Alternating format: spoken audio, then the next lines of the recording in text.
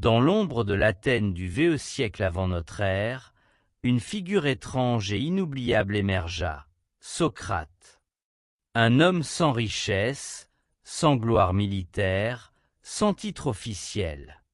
Il ne possédait rien, et pourtant il allait bouleverser pour toujours la manière dont l'humanité pense, questionne et cherche la vérité. Socrate n'a jamais écrit une seule ligne. Ce que nous savons de lui nous vient de ses disciples, comme Platon ou Xénophon. Et pourtant, son nom résonne encore aujourd'hui comme celui d'un géant. Socrate vivait dans une cité brillante mais fragile. Athènes était la capitale de la démocratie, des arts, de la philosophie, mais aussi des intrigues politiques et des guerres incessantes. Alors que les sophistes vendaient leurs discours et leur éloquence comme des armes de pouvoir, Socrate osait dire « La seule chose que je sais, c'est que je ne sais rien ». Une phrase qui, à elle seule, défiait l'arrogance d'une civilisation persuadée de tout comprendre. Mais qui était vraiment Socrate? C'était un homme qui se promenait dans les rues d'Athènes, questionnant les citoyens, les politiciens, les poètes. Il ne donnait pas de réponse toute faite. Il utilisait l'art du questionnement, la maïeutique, pour obliger chacun à réfléchir, à reconnaître ses contradictions, à aller plus loin que les apparences. C'est ainsi qu'il enseignait la sagesse, non pas en imposant une vérité, mais en amenant les autres à la chercher en eux-mêmes. Dans un monde où l'image et la gloire régnaient, Socrate dérangeait. Et ce dérangement allait le conduire à un destin tragique. Mais avant cela, il allait former des disciples, parmi lesquels le plus célèbre, Platon, deviendra la voix immortelle de son maître. Si tu veux découvrir l'histoire de cet homme qui a osé défier une civilisation entière, reste jusqu'à la fin. Et surtout, abonne-toi dès maintenant pour ne rien manquer. Socrate n'était pas un philosophe enfermé dans une école ou un temple, mais un homme du peuple.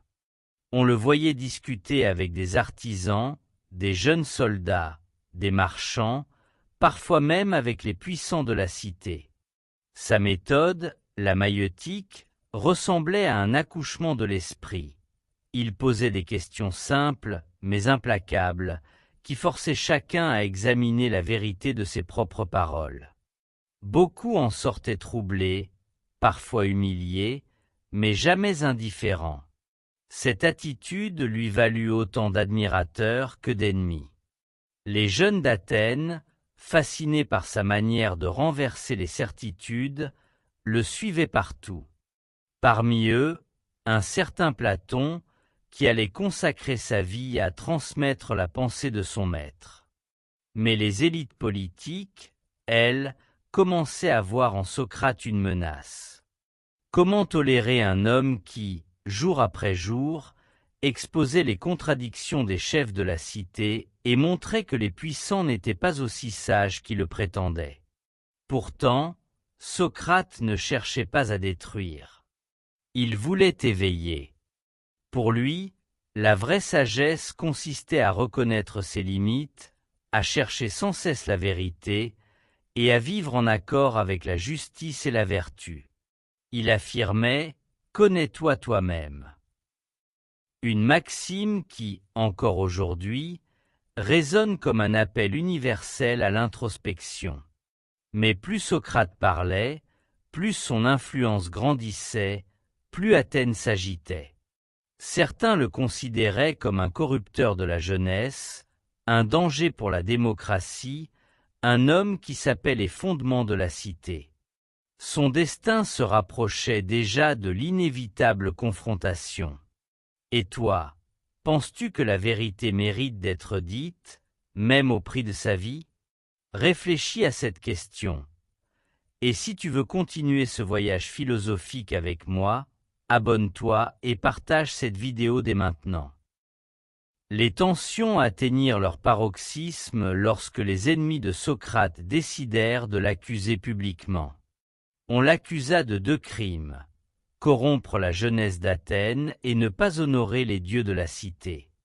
Des accusations lourdes, presque absurdes, mais terriblement efficaces dans un climat où Athènes, fragilisée par la guerre et les divisions politiques, cherchait des responsables à ses échecs. Imagine la scène. Un vieil homme, pieds nus, vêtu d'une simple tunique, se tient devant l'assemblée. Face à lui, des juges, des citoyens en colère, des orateurs habiles prêts à le faire tomber. On attend de lui qu'il se défende avec éloquence, qu'il supplie pour sauver sa vie. Mais Socrate, fidèle à lui-même, choisit une autre voie. Plutôt que de flatter ses accusateurs, il les confronte encore une fois à leurs contradictions. Il leur dit: « Une vie sans examen ne vaut pas la peine d'être vécue. » Cette déclaration, à la fois courageuse et provocatrice, marqua à jamais l'histoire. Loin de chercher à se sauver, Socrate préféra rester fidèle à sa mission, éveiller les consciences, même si cela devait le conduire à la mort. Ses disciples, comme Platon, assistaient à ce procès, bouleversés de voir leur maître tenir tête à une cité entière. Pour eux, ce moment était plus qu'un jugement, c'était la victoire de l'intégrité sur la peur. Socrate fut condamné à boire la ciguë, un poison mortel. Mais ce n'était pas la fin de son héritage. Au contraire, ce fut le début de son immortalité. Si tu veux connaître comment Socrate a affronté la mort, et ce qu'il a transmis à ses disciples dans ses derniers instants, reste attentif à la suite, et n'oublie pas de t'abonner pour soutenir ce travail. Après sa condamnation, Socrate fut conduit dans une cellule austère, en attendant le jour où il devrait boire la ciguë. Pourtant, loin de se laisser abattre, il transforma ses derniers instants en un enseignement vivant. Ses disciples, bouleversés, venaient le voir chaque jour. Parmi eux, Platon, qui immortalisa ces moments dans ses dialogues, et Criton, l'ami fidèle qui tenta de le convaincre de fuir. Car oui, Socrate avait une option, il pouvait s'évader. Ses amis avaient tout préparé. Les gardiens étaient prêts à fermer les yeux. Mais Socrate refusa. Il déclara que fuir sa condamnation serait une trahison envers ses propres principes. Il vaut mieux subir l'injustice que la commettre, affirma-t-il. Cette phrase, d'une force inouïe, illustre à quel point Socrate vivait ce qu'il enseignait. Pour lui, la justice n'était pas un mot, mais une ligne de conduite, même face à la mort. Dans la prison, Socrate continua de philosopher. Il parla de l'âme, de la vie après la mort, et transmit à ses disciples une vision de l'existence où le corps n'était qu'une enveloppe passagère. Il affirmait que la mort ne devait pas être redoutée, car elle n'était que la séparation de l'âme et du corps. Pour certains, ce fut une consolation. Pour d'autres, un choc profond. Ainsi, jusqu'au bout, Socrate resta fidèle à sa mission. Chercher la vérité, éveiller les consciences, et montrer par l'exemple que la philosophie n'était pas une simple théorie, mais une manière de vivre et de mourir. Et toi, que ferais-tu si la vérité te coûtait la vie? Réfléchis à cette question. Et si ce voyage dans l'histoire de Socrate t'inspire, abonne-toi et partage cette vidéo pour que ce message continue de vivre. Le jour fatidique arriva. Dans la cellule d'Athènes, Socrate accueillit ses disciples une dernière fois. L'atmosphère était lourde, chargée de larmes et d'angoisse. Pourtant, lui demeurait calme, presque serein. Alors que ses amis pleuraient, il leur rappela qu'un philosophe ne devait pas craindre la mort, car toute sa vie n'était qu'une préparation à ce passage. Ces paroles frappèrent les esprits comme un ultime enseignement. Nul mal ne peut arriver à un homme de bien, ni dans la vie ni après la mort. Le geôlier apporta la coupe de ciguë. Un silence pesant envahit la pièce. Tous retenaient leur souffle. Socrate, sans trembler, prit la coupe entre ses mains. Avant de boire, il adressa un dernier mot. Il demanda qu'on sacrifie un coq au dieu guérisseur Esculape. Une demande mystérieuse, que certains interprètent comme un signe que la mort est une guérison pour l'âme. Puis, il but le poison lentement, avec dignité. Ses disciples, bouleversés, l'accompagnèrent jusqu'au dernier souffle. Platon décrivit la scène avec une intensité telle que, plus de 2 millénaires plus tard, nous pouvons encore ressentir cette tragédie. Socrate mourut debout, fidèle à sa vérité, sans renier une seule de ses paroles. Ce n'était pas seulement la mort d'un homme, mais la naissance d'un mythe. Dans ce geste ultime, Athènes croyait avoir réduit au silence un agitateur. Mais en réalité, elle venait d'offrir au monde un symbole éternel de courage et de sagesse. Socrate devint l'incarnation de la liberté intérieure, de la force de l'esprit face à la peur. Si tu veux découvrir comment son héritage fut porté par Platon et Aristote, et comment il a façonné toute la philosophie occidentale, alors reste bien avec moi. Et abonne-toi dès maintenant pour ne rien manquer de cette série. Après la mort de Socrate, ses disciples furent ébranlés. Certains sombrèrent dans le désespoir, d'autres prirent le chemin de l'exil. Mais un homme, surtout, décida de faire de la mémoire de son maître un flambeau, Platon. Profondément marqué par la scène de l'exécution, il consacra sa vie à préserver et développer les enseignements de Socrate. Sans Platon, peut-être que l'histoire aurait fini par oublier ce vieil homme des rues d'Athènes. Mais grâce à lui, Socrate devint immortel. Platon fonda l'Académie, une école qui allait former des générations entières de penseurs. Là, il utilisa la voix de son maître comme instrument pédagogique. Ses dialogues, comme l'Apologie de Socrate ou Phédon, mettent en scène un Socrate qui continue de questionner, de raisonner, de défier les évidences. Ainsi, même après sa mort, Socrate continuait à enseigner. Mais Platon n'était pas un simple copieur. Il développa ses propres idées, notamment la fameuse théorie des idées, qui influencera toute la métaphysique occidentale. Pourtant, derrière ces constructions philosophiques, on retrouve toujours l'empreinte de Socrate. La recherche inlassable de la vérité, le courage de penser contre la majorité, l'exigence de cohérence entre les paroles et les actes. Et ce n'est pas tout.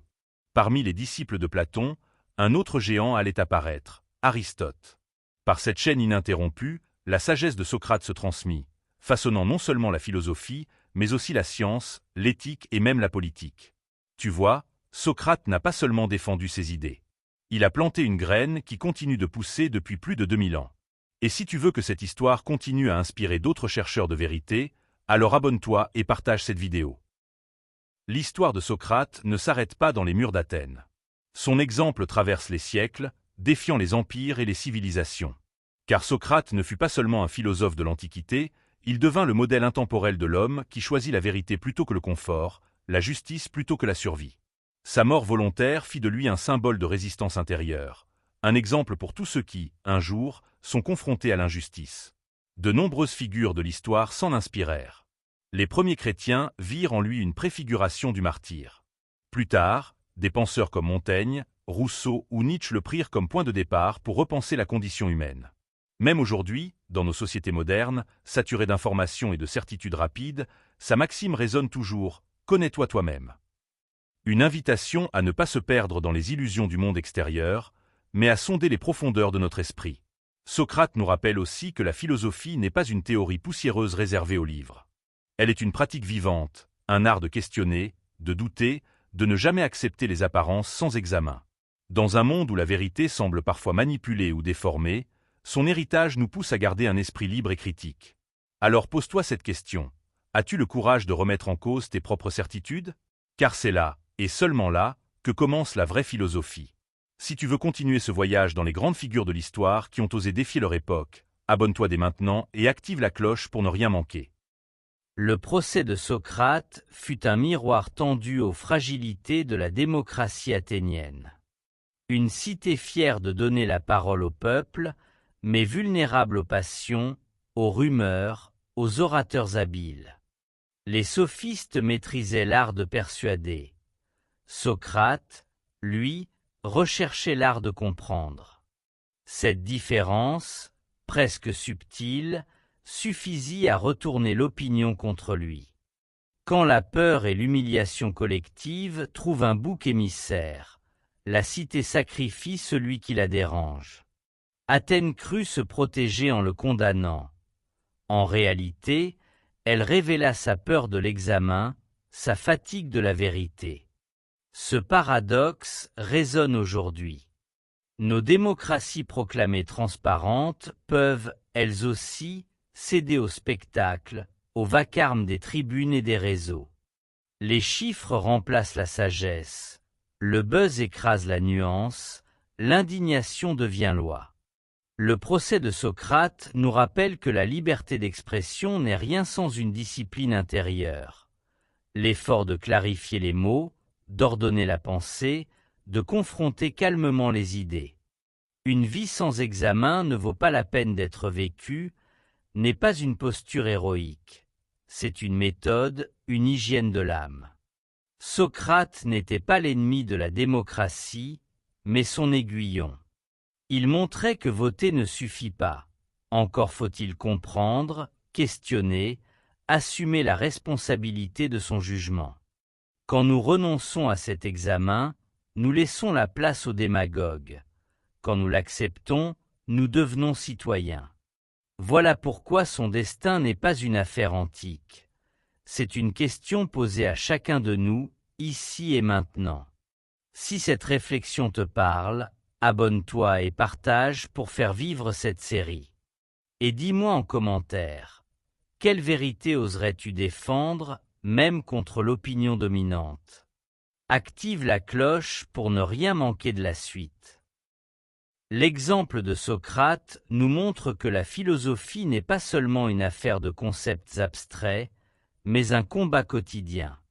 Lui ne cherchait pas à construire une théorie parfaite, il cherchait à éveiller les hommes de son temps. Sa force résidait dans la simplicité de ses questions. Qu'est-ce que la justice? Qu'est-ce que le courage? Qu'est-ce qu'une vie bonne? Des interrogations universelles qui traversent les âges et restent brûlantes aujourd'hui. Car si les formes de nos sociétés ont changé, les dilemmes humains, eux, demeurent. Prenons un instant pour imaginer. Que ferait Socrate dans notre monde? On le verrait sans doute dans les rues, interrogeant nos certitudes modernes.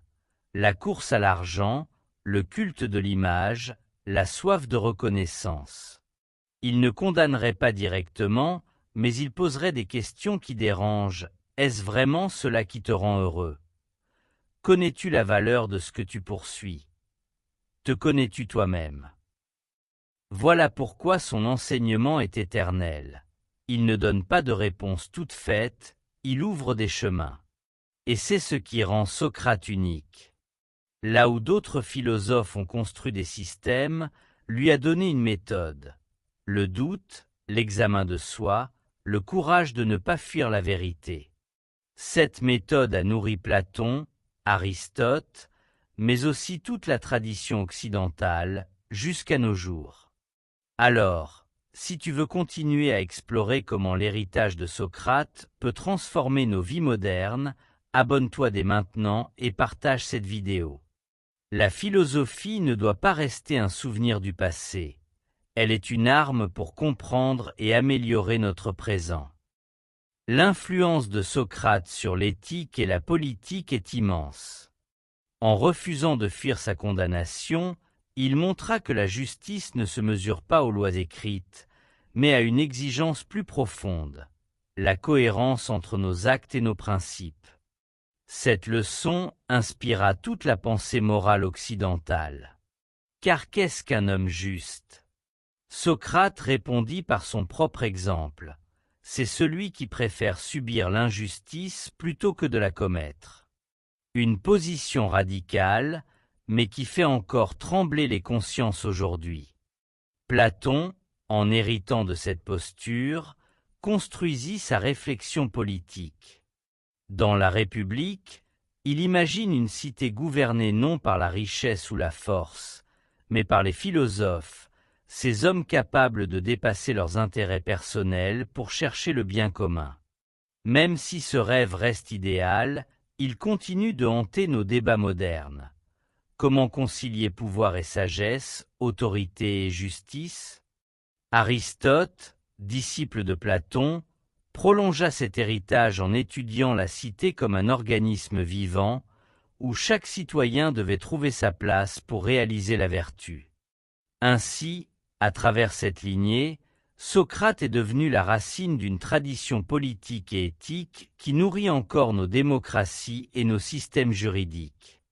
On le retrouve même dans les grandes figures de la modernité, Gandhi, Martin Luther King, Nelson Mandela. Tous, à leur manière, ont incarné le courage de résister pacifiquement à l'injustice en s'appuyant sur l'exemple socratique. Voilà pourquoi Socrate n'est pas seulement une figure antique. Il est un compagnon de route pour quiconque refuse de se soumettre à l'arbitraire. Si tu veux découvrir comment cette sagesse peut guider ton propre chemin, abonne-toi et partage cette vidéo.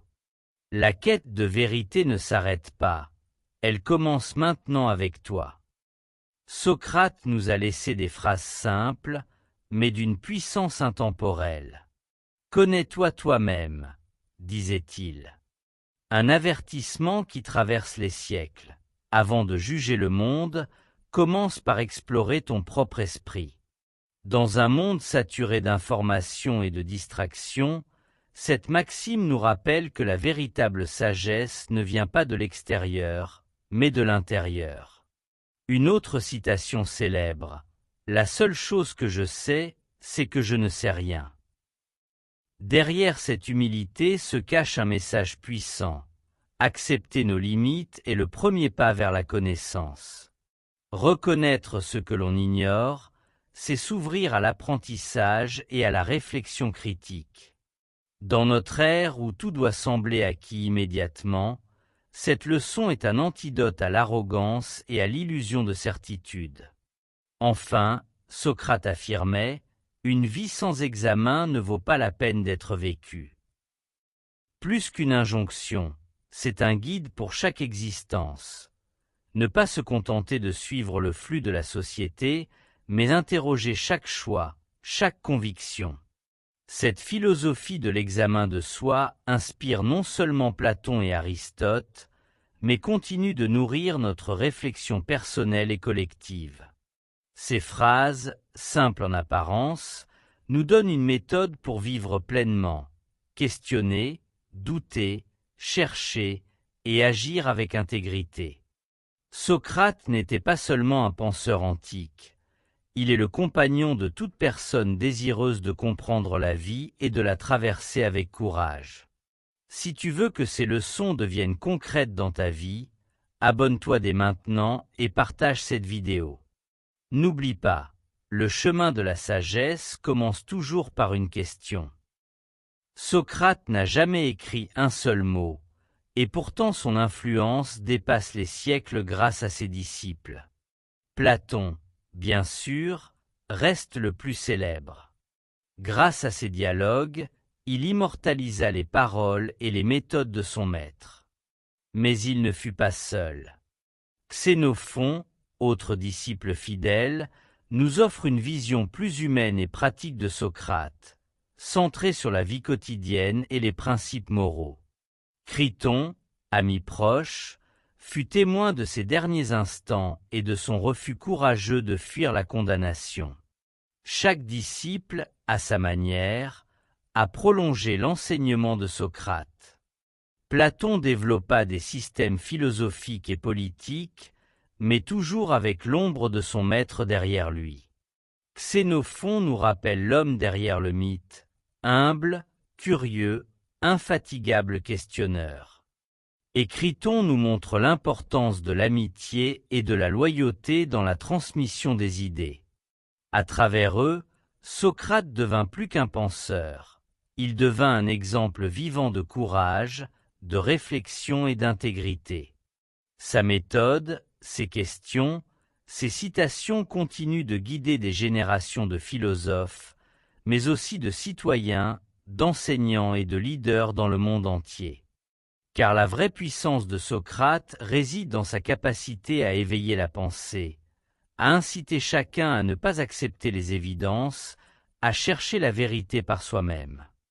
Aujourd'hui encore, son héritage nous rappelle que la sagesse ne s'achète pas, ne se décrète pas.